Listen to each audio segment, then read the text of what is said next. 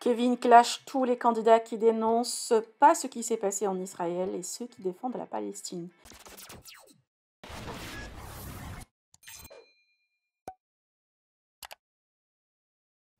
Après la prise de parole de Maïva Genam, plusieurs candidats ont pris la parole par la suite pour apporter leur soutien soit à la Palestine, soit à Israël, ou la paix pour tous les civils innocents.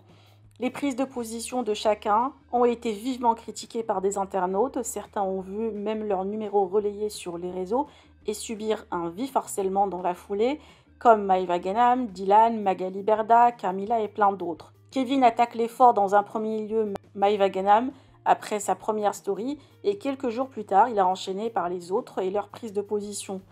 Sur ces stories que vous voyez, Magali et Maïva partagent ce qu'elles reçoivent comme nombre d'appels et messages incessants sur leur téléphone portable après avoir partagé leur peine et réclamé la paix des deux côtés.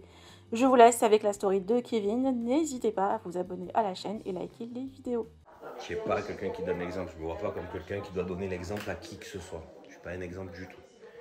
Mais par contre, quand il se passe ce genre de choses, que tu es suivi, que ce soit par des enfants, des gens plus grands, de ce que tu veux, quand il se passe un massacre comme ça, tu ne dois pas dire mais pourquoi ce massacre ou mais si, mais ça. La seule chose que tu dois dire quand tu es une personne suivie avec des followers, que tu sois juif, arabe, chinois, bouddhiste, suédois, ce que tu as envie, j'en ai rien à faire, tu dois normalement prendre tes réseaux sociaux, dire que c'est une catastrophe pour l'humanité parce que avant tout tu es un humain. Ça veut dire on est tous un peu pareils, tu vois, on va tous aux toilettes, normalement, si tout se passe bien. Ça veut dire que normalement, en fait, toutes les personnes devraient dire ce genre de choses.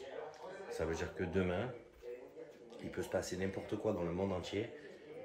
Si tu le sais, parce que là, tu peux pas dire tu le sais pas. Moi, par exemple, il y a eu des trucs, je sais pas.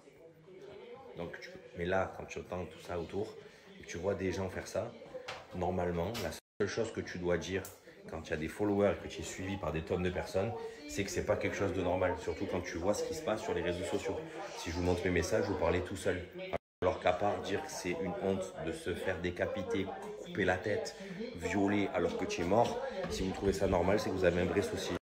Et pour toutes les personnes qui pensent que c'est quelque chose de normal ou qui ne disent rien, de dire quelque chose, ça ne va pas faire changer les choses. La petite qui a été décapitée, la pauvre, ça ne changera pas. Mais quand tu dis pas ces choses, c'est qu'en fait, tu fais l'apologie du terrorisme. Donc ce qui s'est passé le 11 septembre, je trouve ça normal. Ce qui s'est passé au Bataclan, tu trouves ça normal aussi. Et ça, pour moi, c'est une honte. De faire l'apologie du terrorisme, c'est quelque chose qui est pas pardonnable, en fait. Ça veut dire que même en France, je crois que c'est condamné, je vous dis pas de bêtises. Mais ça veut dire qu'on ne peut pas faire ce genre de choses. C'est juste pas humain. Ça veut dire que là, on te parle d'humain. Moi qui ai des débats à la télé où j'entends êtes-vous d'accord ou pas d'accord pour ci, pour ça, c'est pour vous montrer en fait comme ça va pas du tout. Tout le monde devrait être d'accord et tu devrais regarder ça en te disant que c'est une catastrophe, comment faire pour les aider, qu'est-ce que... C'est juste ça en fait.